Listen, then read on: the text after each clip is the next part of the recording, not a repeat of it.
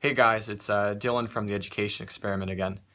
In yesterday's video, I mentioned that I had managed to get myself a sit-down interview with a marketing CEO with no university and no actual experience doing marketing ever before in my life.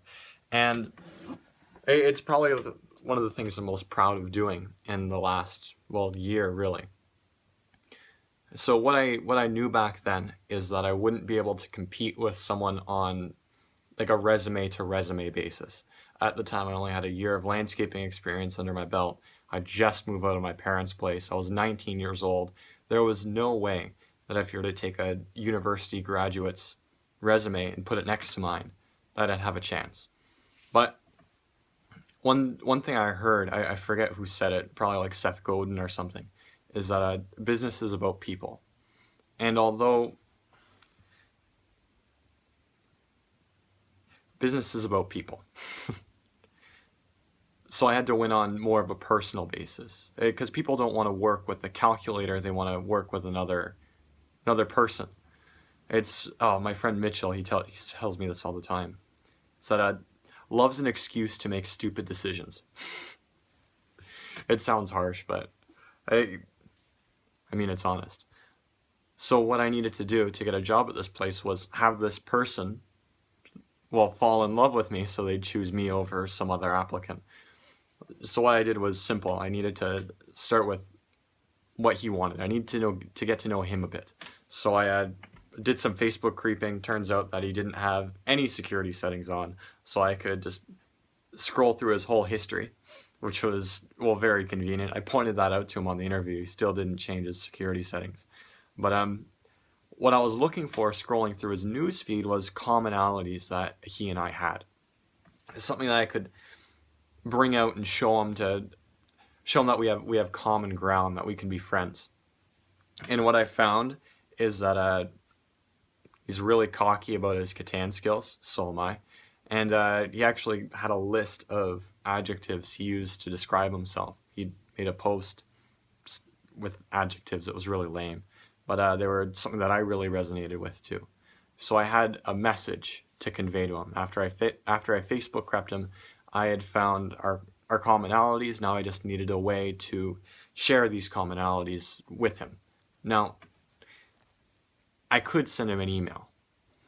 The trouble with that is that it could get intercepted by, say, a secretary or some sort of in-between, so I'd have to sell the secretary first. Now, you can do that. I've done it before, but in this case, I wanted to speak directly to him.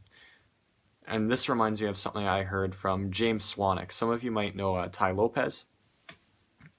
He invited this guy, James Swanwick, on once to do a live call where James, he talked about... Oh, shit, no. I'm getting it confused. This is something Elliot Hulse talks about. Because he had the non-job revolution was a big thing for him at one point. It was a project he was trying to start. And he was saying that if you wanted to get someone's attention, what you could do is take a package, right? Wrap it, make it a gift, address it to your target, whoever you're trying to give that message to, and leave it on their front door. Leave it on the front door of their office. A secretary isn't going to open a wrapped gift. So whatever you give them there, you can make it really personal and really direct. Now, I didn't feel like going through the hassle of doing that, but you could definitely do that if you were trying to contact someone that's might be difficult to get a hold of. So what I decided to do instead was make posters. Now, it sounds ridiculous, but I figured that there was one spot that everyone in that office would have to go, and that would be the parking lot or out back of their building. They have their own parking lot for this business, so all of his staff coming in would, well, they'd have to park their car and go around front, and so would he. And because he was the boss, he'd likely show up first, and he'd be the first person to see him, and they wouldn't get taken down before he showed up.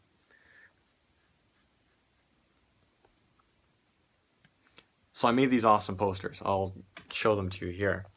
I got Dylan Gordon, Catan champion, undefeated. I wanted him to know my name and what my face looked like when I walked in. So I made this one. And then I also made this. Again, using those adjectives from his Facebook post. I want to know my name, my face. Funny thing about that photo is actually taken right outside his office, so I figured it would be really cheeky. It would be a cheeky thing to do. And it worked. What I did is I put all these up around his office. This time last year, it was actually the day before Halloween. That night I covered his parking lot with just posters of my face, and I showed up the next Wednesday. I remember it.